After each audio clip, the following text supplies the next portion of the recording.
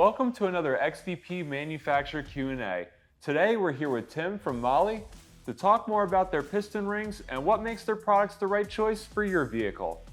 So Tim, what is the main purpose of the piston rings in an engine? The main reason that you have the, especially the top ring, is that you're trying to make sure that you can seal that explosion, all right?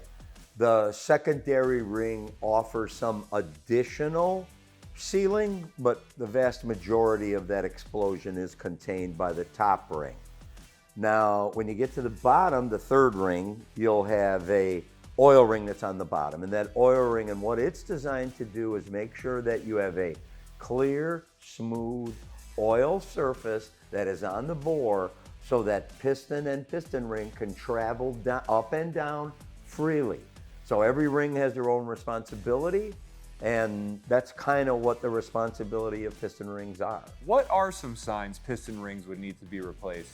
Probably the most obvious sign to the consumer, it's the typical smoke pouring out the pipe. What you need to do is you've got to make sure that the smoke coming out that tailpipe is actually oil. That doesn't necessarily mean it's the piston ring. It could be a wide variety of things, but that's usually where they look.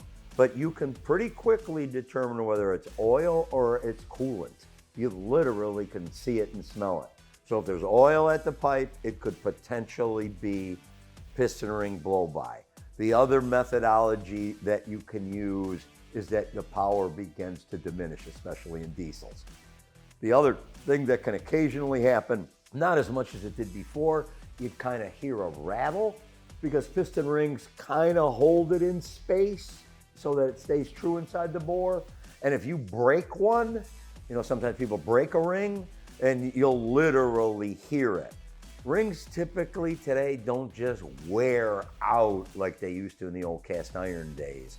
So it's gonna take you a pretty long time to wear it out. If you're gonna have ring problems, either you broke one or something else has happened that's gonna destroy where that ring land is. Something else broke, valve came down, dropped on the top of the piston, broke that off.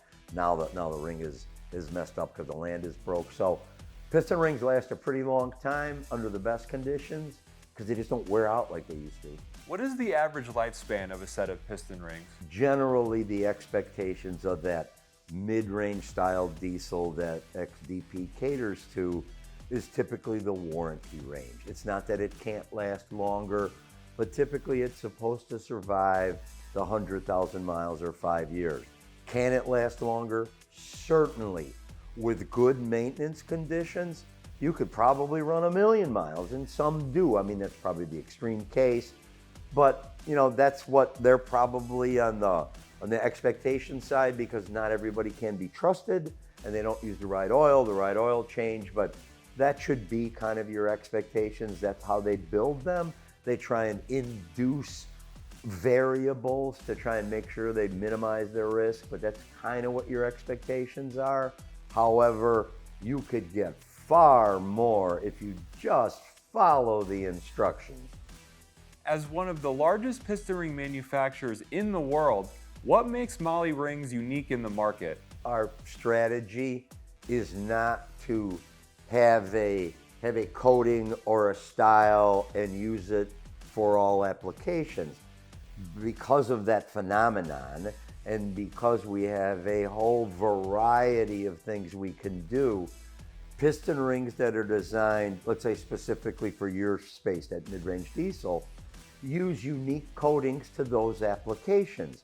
So it isn't that we have a specific coating that we use a specific coating for that application. So turbocharger applications, because generally there might be a bit more heat induced, those piston rings may have a slightly different coating than other piston rings may have. So it isn't that we use one or another, we use what works best for that environment. They are made for that application. Tell us a bit more about the design and fit of MAHLE rings. So in our case, we make sure that, again, because we're the OE supplier, we know what those dimensions are, and we have to make the leap of faith in many cases that the customer is buying an OE equivalent to that piston, because if they don't, they'd better measure to make sure that the depth of the ring is correct. So we know what it's supposed to be, but it does not mean that you cannot install yourself a problem if you buy a ring that doesn't match with the piston. So you need to understand when you're installing piston rings exactly what the depth of that groove is to make sure that that piston ring actually fits on the piston that you are using.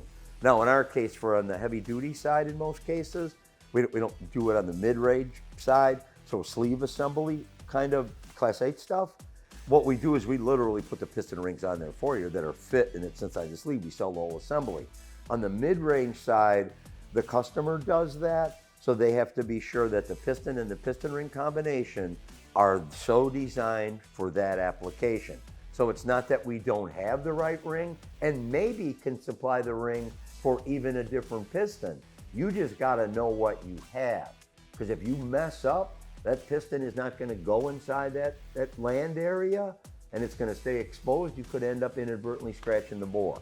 So make sure you have that match correctly. Coating or not, if it doesn't fit, it's going bad fast. So you gotta make sure piston and piston ring are a match. Do the rings offered by MAHLE in this space also provide OE quality for medium heavy duty engine parts? Yes. So whether it be for heavy duty, whether it be for medium duty or automotive, we offer components. Again, in the XDP world, we offer everything you could possibly need for all of the applications that you service today.